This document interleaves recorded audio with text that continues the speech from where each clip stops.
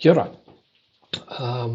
Short video, some information about mental state assessment and the guidance for your learning objective.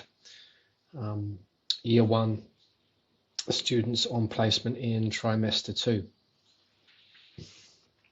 So on this placement, year 1, trimester 2, we want you to complete 2 mental state assessments. And if you are struggling to remember about the kind of format of that or what's required of you with that, there's some links on this page.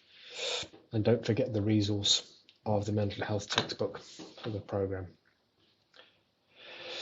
So how are you going to do this? Well, you might have the opportunity to talk with a person about the mental health and well-being. You might have an opportunity to observe a mental state assessment undertaken by your preceptor, a doctor or another mental health clinician.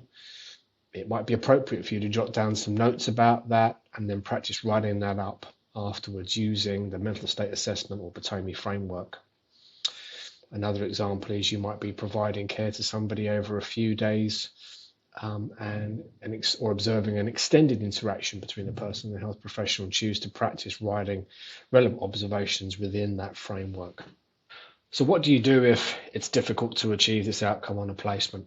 Well, don't worry about that. We will find ways to support you to get the right learning that you need.